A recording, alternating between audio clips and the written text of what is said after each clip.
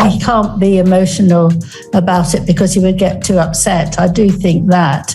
But row 10 is quite a way back, and it's... So Prince Harry walked into this big fun award night thinking he'd wow everyone. But from the moment he grabbed the mic, the room went from curious to awkward, and by the end, it was dead silent, and he was quietly walked out by the staff. Or the opera always has had the best seats.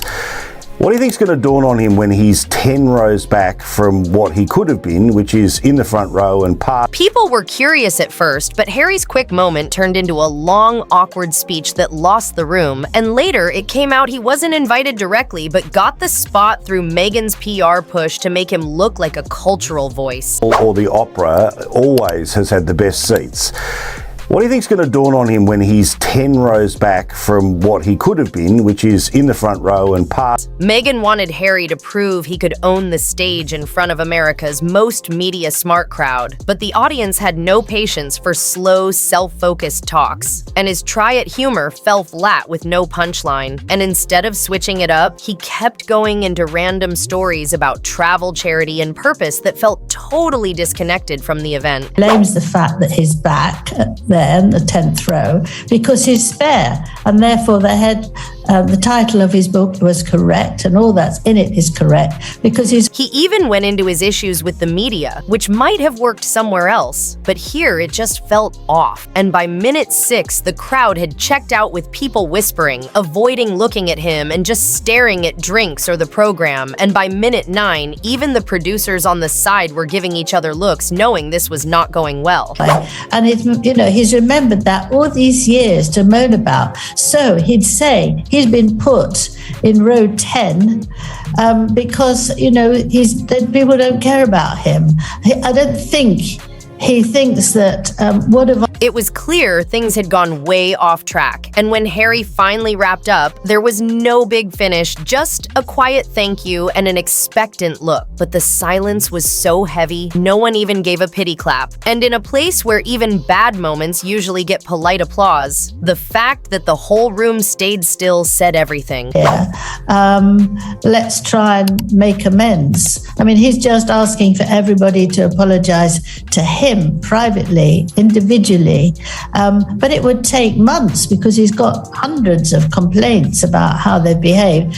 The crowd clearly wasn't giving him anything, so staff quickly stepped in with polite smiles and guided him off to the side instead of letting him walk back through the main floor. And he paused for a moment like he was still hoping for a last clap, but it never came. And within seconds, he was gone, and the host jumped in with a light joke to bring the room back to life. His fault. And Sarah Ferguson has been quite realistic here, that she's been divorced from Andrew for an incredibly long time. She had no expectation of being invited. She's not being invited. But she's trying to, again, remind people. Backstage, the crew was straight up saying Harry was never the right fit for this kind of crowd, calling his talk slow and mismatched, and more like a PR move that missed the point. And within hours, clips of him standing there smiling and waiting for applause that never came were all over the internet, with social media tearing him apart. Yes, there is a family occasion, and that's a good thing. Yes, I mean, it was very interesting what she said. They divorced in 1996, I think. But what she said was she was on a TV program and you knew the presenter. People online picked apart everything from how he stood to how slow he talked to the look on his face when he realized the crowd wasn't with him. And those who follow his public events said, it's not the first time lately that audiences seemed bored or uninterested, and whether it's from overexposure, his topics, or his ongoing controversies, his stage presence seemed completely gone at the Las Culturistas Awards. She was on how unfair it was. But she said, look, I'm divorced. This is a state affair, not a family affair. And it's quite right. You can't have it both ways. And that's the thing that people... The show is known for its quick, sharp cultural moments. So when Harry came out with this long, over-prepared, but somehow still unfocused speech, it instantly felt out of place. And the sad thing is, it really didn't have to crash like that, because if they had just given him a short, light segment, maybe to introduce an award or take part in a funny bit, the crowd might have been into it. But instead, he got a long solo slot with a script that had no punch and no real connection to the event, which basically set him up to fail. And according to insiders, this wasn't random either, because Meghan had apparently pushed hard for this format as part of her bigger plan to rebrand Harry as a serious thought leader in the American entertainment world, even though this particular audience was never the right one to test that image. Meghan, you can't have one foot in the royal family and the other foot using it to make lots of money. And she said that, which was a dig. And she also said the important thing is to bring the family together. Families must come together. But instead of the big moment, Meghan had probably imagined what some of the most powerful and influential figures in Hollywood actually saw was a man completely out of his depth, stumbling through a speech that failed to connect with anyone, and eventually being quietly removed from the spotlight halfway through. And for the event organizers, this was the kind of derailment they work hard to avoid, because the Las Culturistas Awards have built their name on celebrating pop culture moments with sharp energy and flawless timing. So when a segment stalls as badly as this one did, it not only breaks the rhythm of the night, but also risks losing the crowd entirely. And while the hosts jumped in with quick wit to steer the energy back and smooth over the awkwardness, there was no undoing the memory of that long, heavy silence that had swallowed the room just minutes earlier. A silence so complete, it felt like the entire audience had collectively agreed to watch and say nothing. Particularly Camilla, and they invited me for Christmas. You know, she hadn't been there for 30 years because Prince Philip wouldn't allow her anywhere near where they had Christmas. So the first 30... When Prince Harry was quietly led off the Las Culturistas Awards 2025 stage, it was supposed to be quick and subtle to save the night from more awkwardness. But backstage, the whispers spread faster than the crew could move, and the mix of shock and secondhand embarrassment from staff organizers and even other presenters was impossible to miss. And the side exit they took him through opened into this narrow, dim hallway behind the stage where coordinators tried to keep things clear. But the second he walked by, people couldn't help turning their heads to watch. She said she had a lovely time. She feels very close.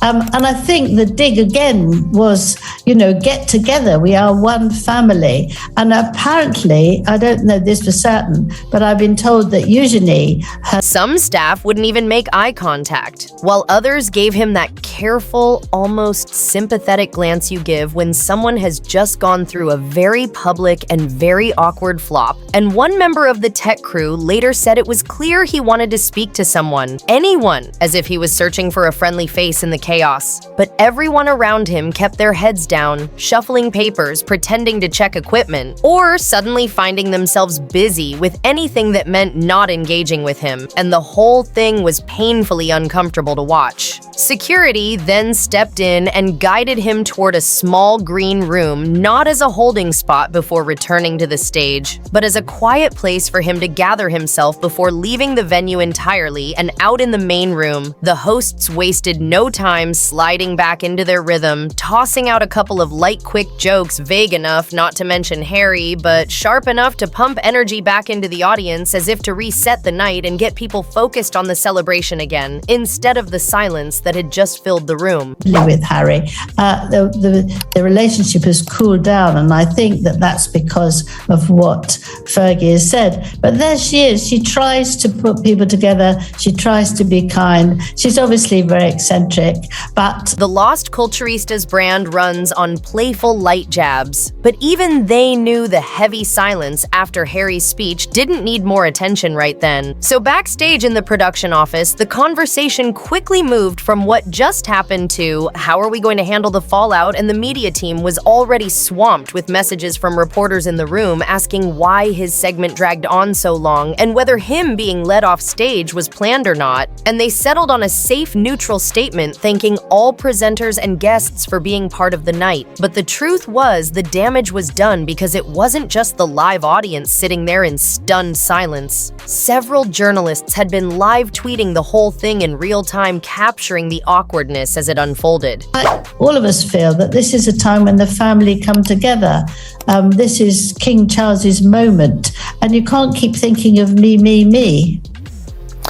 Camilla's son, Tom Parker Bowles, has had a bit to say. The live tweets coming from the room were short, sharp, and absolutely unforgiving. And by the time Harry had even stepped out of the building, hashtags mocking his speech were climbing the trending lists on X in both the US and the UK. And one tiny 8-second clip seemed to take on a life of its own. It showed him finishing his speech with this expectant smile, like he was sure applause was about to crash over him, only for the realization to hit that nothing was coming. And that subtle change from confident to uncomfortable was all people needed to run wild, turning it into an endless stream of memes, reaction edits, and snarky captions. And instead of slowing down as the night went on, the clip only spread further, bouncing between celebrity accounts, gossip pages, and late-night commentators until it had completely overshadowed the very event it came from, becoming the moment everyone was talking about rather than the winners or the show itself. Harry